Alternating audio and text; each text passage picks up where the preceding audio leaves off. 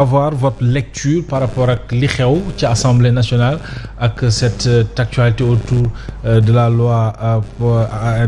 loi interprétative jëm ci wàllu amnistie coow li bari na ci lool ñi nañu beneen contre proposition la ñu def ñi ne loi interprétative pourquoi alors que waroon nañu ko mën a abroger de façon totale bu fekkee bëgg nañu évidemment lu leer rek par rapport ak ce qui s'est passé de 2021 à 2024.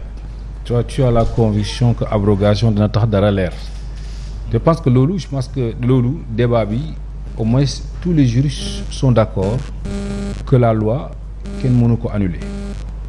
Seul le juge constitutionnel moom moo ko mën a annuler alors que les délais donc de saisine dépassé nañ ko depuis peut-être ay avril 2024.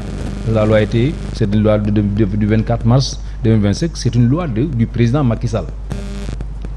C'est une loi politique boo nga c'est le président Macky Sall au cœur d'une crise politique boo xam ne moom ci boppam moom kese moom moo ko créé dans sa tête parce que li xewoon ci réew mi cette conspiration l'année 2021 la commencé jaxase Sénégal donc nekk par la force diw du nekk candidat ñii duñ bokk jël nit ñi di tëj xëy ne damay jël revanche parce que dafa génne li fi amoon dootu fi amaat ñu dem ni les gens se mobilisent, résistent parce que lui il a voulu se supplier au peuple, le peuple souverain nga xam ne moom mooy tànn ku ko neex dénk ko réew mi. Le président Macky Sall jàppoon na yéegoon na ci nguur fi nga xamante ni beew bu sori ba nga xamante ni jàpp na ne moom moo war a tànnal Sénégalais kan moo fi war a nekk. C'est cette réalité là en vérité moom moo ñu yóbbu fi ñu nekk. ñu dem ñu déposer nit ñi déposer ba candidature mu xëy am jafe-jafe boo xam ne ba léegi waxuñu lan moo xew mook le candidat Amadou Ba donc ki nga xam ne moom moo jiite la nouvelle responsable ba léegi Amadou Ba waxul ba léegi président Macky Sall waxuñu lan moo xew mais moom moo xëy rek janook Sénégalais yi ne élection yi reporté naa ko. C'est un coup d'état constitutionnel. Am na ay textes yoo xam ne te bu ñu ko appliqué woon dañ APR warul participer ci élection. Les textes de l'Union africaine, la Charte africaine de la démocratie. Parce qu'on peut pas être au cœur d'un processus électoral donc mu am ko xëy rek dóor décret rek mu arrêter le processus. amul woon benn base juridique. Quelle base juridique à part son plaisir. À part son plaisir et le plaisir de son camp. Après ci loolu la toog mu ne dafa def amnistie lan lay amnistier. On amnistie que des faits. Bu nekkee les détenus yi nga xamante ne c'est des détenus de l'opposition, les détenus de Pastef dañ ko ne ñun bëgguñ am amnistie bi. La preuve ils ne l'ont pas voté. Les députés de Pastef n'ont pas voté donc la loi d'amnistie, la loi portant amnistie. Kon moom ñan la laq. C'est vrai que derrière cette loi il y a les bourreaux de notre démocratie, il y a les bourreaux de notre liberté. Il y a certainement ceux qui ont fait disparaître peut-être des gendarmes et des militaires. Il y a peut-être ceux qui tuent à bout portant. Mais loolu nga ñëw xëy doxañ rek ne alors on fait amnistie de toutes les infractions délictuelles ou criminelles de telle période. Mais nit ñi buñ ci d'accord mais dem suba buñ ñëwee parce que même les gens bon peut-être parce que moment boobu kenn deful réflexion autour justement de la faisabilité de l'annulation. Et nit ñi dañ ne buñ yegsee buñ amee majorité dañ koy dindi. Et qu'est-ce que vous répondez ci ñuy wax mais techniquement du point de vue de la pratique juridique mënuñ ko dindi. Et qu'est-ce que vous répondez ci ñuy wax ne cette loi amnistie a permis quand même ñu lépp apaiser wu a permis même aujourd'hui Ousmane Sonko et Diomaye génn ci kaso bi ñu mën a organiser une élection présidentielle. Si la loi portant amnistie de Macky Sall n'était pas adoptée, le président Diomaye allait gagner. Et après même xam naa après ak suffrage bu gën a kii te ci prison bu Cap Manuel la doon génn dem prêter du serment. da nga jàpp ne kon Macky Sall loolu la doon daw. non ak laq ay mbokkam. Ah non c'est pas seulement ça. Parce que jàpp na ne bon parce que xëy na jàpp na ne il les sert. Mais non du ñoom loolu parce que la loi portant amnistie du président Macky Sall man dama wax ne c'est un piège. dugal nañu ci goutte ba nga xam ne même du point de vue juridique pour régler ko dafa jafe. Soit tu choisis alors donc yow devant l'histoire de dire je me tais parce que il a amnistié des faits yi nga xamante kenn xam ñi ñu arrêté woon yëpp ñi ñu arrêté woon képp ku ñu arrêté woon ton dossier a été alors traité par la justice. ça on peut même le reconnaître c'est acceptable en matière de procédure de pardon mais ki nga xam ne kenn xamul kan la kenn xamul lu mu def ñooñu ñoo nekk benn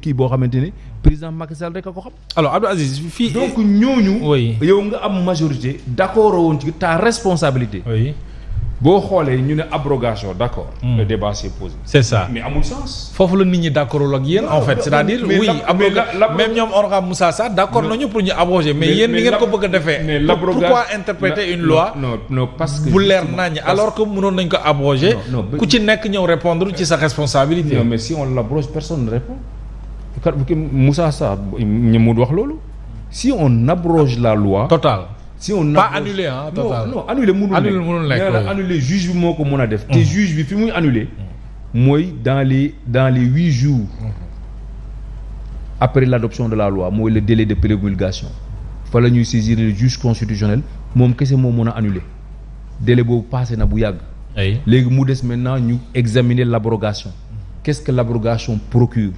abrogation li mu procuré mooy ko boo abrogé woon fi ma toll nii képp koo xam ne loi bi intérêt laal na la. mais jeex na kenn mënatu la topp.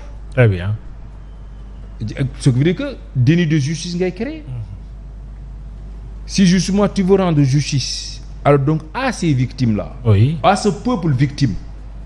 parce que li xew ci réew mi dafa garaaw. dafa y a on peut parler de crimes contre l'humanité de torture de disparition de personnes mais loolu.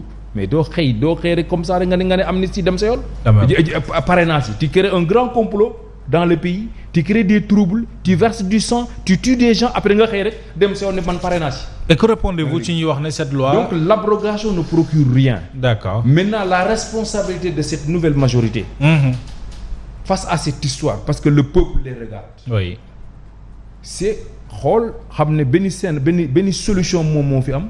nga xamante ni moom moo nekk le minimum admissible pour que donc les effets de la loi portant amnistie la loi Macky Sall en vérité ne constitue pas donc li nga xamante ne ni mooy ñëw éponger complètement donc des crimes et des tortures en tout cas des crimes graves donc et cetera donc des crimes de sang loolu dafa yomb moom moo tax d'où la pertinence alors donc de la loi portant interprétation. La loi portant interprétation mais bu ñu ne lëndëmul nit ñi mosuñ d'accord sur le champ de la loi. oui.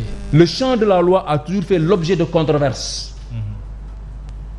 C'est pas parce que c'est la difficulté d'interpréter c'est pas parce que le mot fii la war a wala virgule bi fii la war a nekk. mais les gens n'étaient pas d'accord sur le champ d'application de la loi. très bien. Le champ d'application de la loi nga xamante ni da ngay dem yéegal ko ba ci crime ñu ne lu na yem fii. les crimes les infractions graves. Parce que nit ñi mën nañ y a ce qu'on y a quand il y a des manifestants il y a de la répression il peut exister même des bavures qui peuvent entraîner même des morts d'hommes mais tout ça on peut mettre ça dans l'amnistie ça c'est pas un problème mais quand il y a des faits de nuit des tortures comme li daloon ay ñoom nu mu tati l'étudiant là. Le cas Pape Abdoulaye Touré. Oui. Et ça c'est de la préméditation. Alors c'est pas pour les FDS comme le pensent certains ou cette opposition parlementaire loolu yëpp c'est une conspiration qui émet des réserves par rapport ak li ngeen bëgg. loolu yëpp li ma jàpp mooy que làq doom dóor doom. loolu yëpp li ma jàpp mooy que dafa am ñoo leen viser. loolu yëpp je pense que la loi est abstraite. La loi. Elle est abstraite. Très bien. Donc elle doit viser que les personnes qui se situaient alors donc dans la définition du champ donc justement donc visé par la loi. Oui. Mais pas justement ñëw naan non ki dañu laq doom. door doom wala dañuy jël ay FDS et cetera et cetera. Mais ceux qui doivent répondre. dañu war a répondre. doivent répondre. et ci camp yëpp bu mu mënti doon. Naturellement. oui. loolu la président. moo xam opposition président de la woon ak pouvoir. s'il y a des crimes. oui. qui résultent justement alors donc de l'opposition, pourquoi pas? Très bien, c'est clair. S'il y a alors donc des crimes qui résultent alors donc du pouvoir du président Macky Sall, pourquoi pas? Très bien. Loolu yaakaar naa ne bon pour moi c'est une interprétation qui n'est pas de bonne foi. J'ai vu certains écrits. Absolument. Qui pensent que non, les gens s'organisent. Pourquoi les gens devraient s'organiser? Pour s'attaquer aux forces de défense et de sécurité. Même s'ils sont des justiciables. Loolu il faut que mu leer. Mais organiser dem assemblée nationale haute loi alors que yow tu vises. Non, pourquoi pas ñi nga xamante ne ñoom ñoo les parrains de la conspiration ñi nga xam ne ñoom ñoo taxaw ne lii y a des terroristes dans le pays. ak ñu woote certainement mortal combat. non mais mortal combat affaire manifestation la rek mortal combat gisoo fenn foo xam ne nit ñi dañoo organiser gis nga bu nekkoon nit ñi dañoo bëggoon créer donc une rébellion armée dañ koy créer. assumer ko c'est clair. opposition. manifestation lañ doon déposer. dañuy déposer manifestation obélisque ne dañu manifester telle heure. ñu tere leen ko ñu wàcc ñu am lu ñu ci arrêté. l'opposition n'a fait que ça, tu étais là. mais bis bu ñu taal aussi monsieur le maire fii la ñu fekk. xanaa doo ma ne force de l'ordre wala keneen mooy ñëw. waaw mais non c'est pas parce que taal nañ bus mais loolu du loolu lañ woote. d'accord on est d'accord. attention loolu. très bien non attends. nit ñi dañu woote manifestation. oui. woote résistance. face justement à un pouvoir autoritaire. qui veut alors donc qui veut prendre la place du peuple. qui veut alors donc mettre fin aux libertés.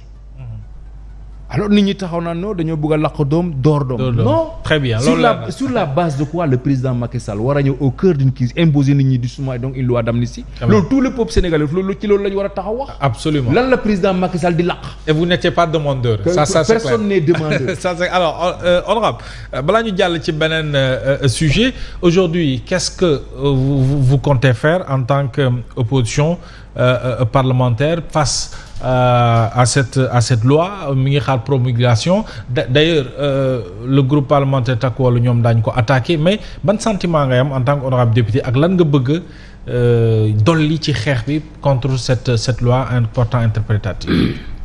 waaw suñu position dafa leer on n'était pas d'accord ci vote bi on l'a manifesté au niveau des travaux de la commission des lois ci plénière bi tamit gis ngeen taxawaayu opposition. te it li nga annoncé fii mooy recours bi ce n'est pas que le groupe Takku Wallu. c'est l'opposition parlementaire ok c'est bon à savoir. à porter un recours. c'est ça au niveau du conseil constitutionnel. tout à fait. donc loolu ñoo ngi ci liggéey bu baax a baax te it dinañ ci def li ñu war a def yëpp.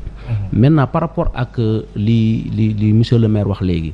xam nga la loi même si elle est politique quoi qu'elle soit une loi politique Sénégal yëpp d'accord nañu. que elle a pu régler des situations yoo xamante ni tey bu amut woon mënoon na demee neneen que Diomaye gagne après qu'il quitte Cap Manuel pour aller à la présidence